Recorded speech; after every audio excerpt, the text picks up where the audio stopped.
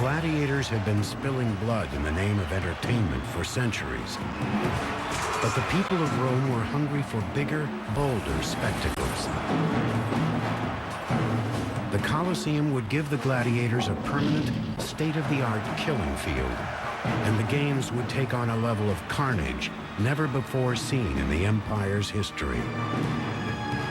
But this was the big venue. This was the Superdome. The entertainment came to you. Everything from animals from the farthest corners of the known world to captives from faraway lands could be brought to your central location, to your favorite box seat, and right in the center of the city. Construction on the Colosseum began in 72 AD. It was financed by the sale of precious relics taken from the Jewish temple during Vespasian's sacking of Jerusalem.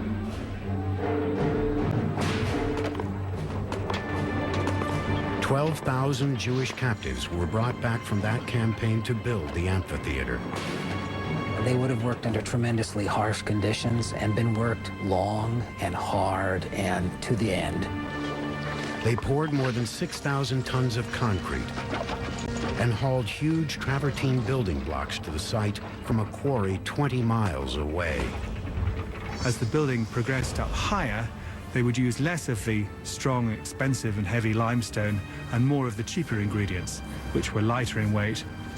The Romans had quite sophisticated wooden cranes and devices for lifting stones, and they'd be able to do that quite easily from the ground and up to great heights. In just 8 years, the imposing structure grew to 160 feet tall, dwarfing all that surrounded it. It's the tallest ancient Roman structure ever built. This is the amphitheater of the capital. So what was Rome? Rome was a city that was so much larger than any other city. It was so much richer. So that came to symbolize the power, the engineering, the wealth of ancient Rome. Roman amphitheaters were constructed from a surprisingly simple framework, incorporating 2 Greek theaters back to back to form one 360-degree theater in the round.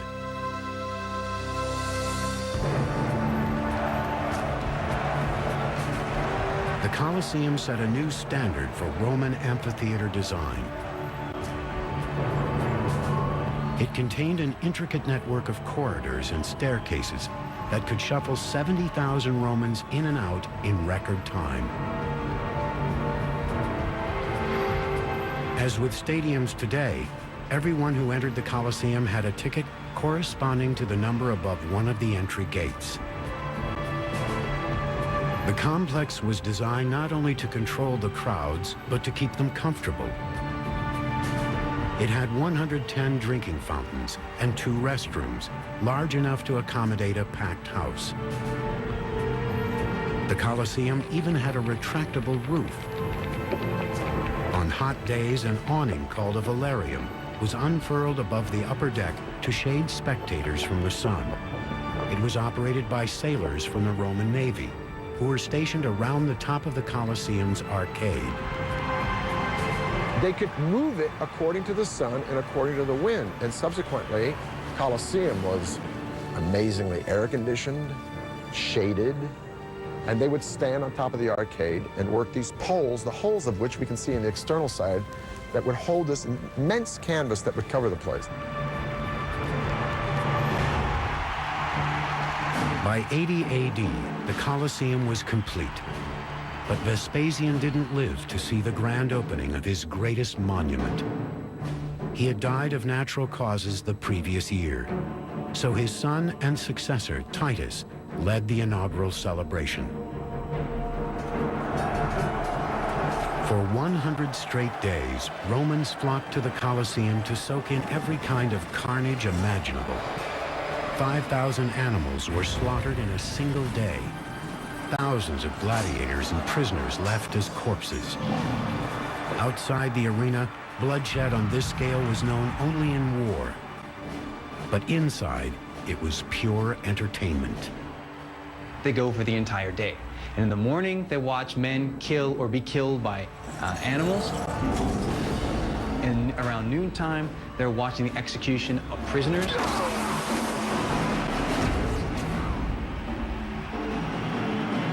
And then finally, in the afternoons, from the main event, primetime TV kind of experience is the best for last, and that's going to be gladiators, man against man.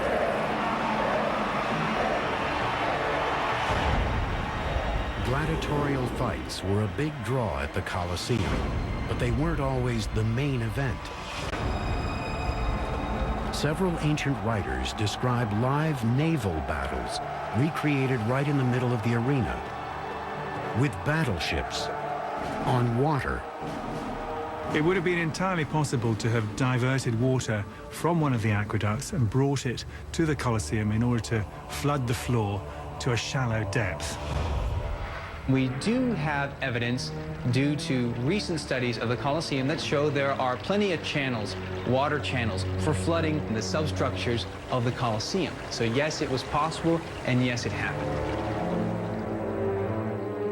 Cristiano Ranieri is the first modern archaeologist to explore the labyrinth of water channels beneath the Colosseum. He believes he has found conclusive evidence of a plumbing system that was used to flood the arena for naval battles.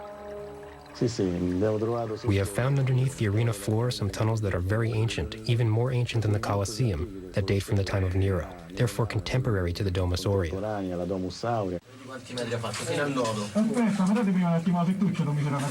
The original water channels built beneath Nero's artificial lake were left intact when the Colosseum was built above it. They could have been reconfigured to flood and drain the arena.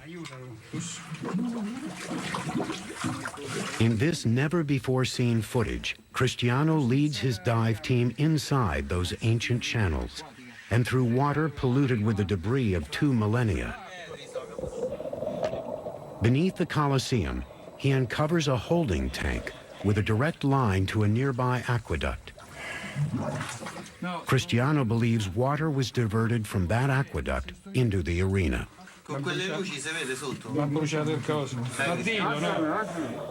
He also finds evidence of drain pipes that connected to the city sewer system, which could have been used to drain the floodwaters from the arena into the Tiber River. There was a proper plumbing system. At one point, the tunnels were used to flood the arena floor to create Navy battle scenes. The Colosseum's naval battles were an astounding engineering triumph, but they proved to be a fleeting trend in the world's most famous arena. Within a decade, flooding operations were abandoned in favor of a renovation that would revolutionize the games. A new 2-story substructure beneath the arena called the Hypogeum.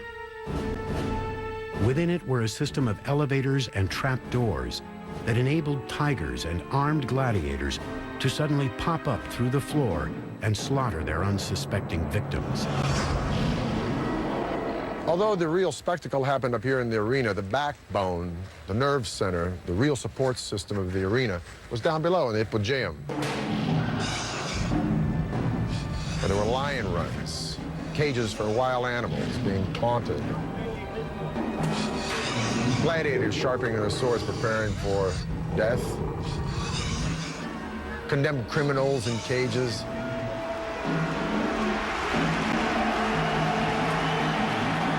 Now, as the games begin, a trapdoor in the arena floor will open, and by a system of pulleys, an elevator will hoist another lion or panther up into the arena.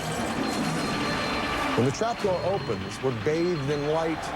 We hear the yells of the throng enjoying the games, and then the trapdoor will close again, leaving us contemplating our own demise amongst the screams and lamentations and stench of blood, beasts, and men. Violent, bloody, exploitative, thrilling. The games in the Colosseum were the ultimate Roman spectacle. And all those who entered were awed by the engineering prowess of the world's most advanced civilization.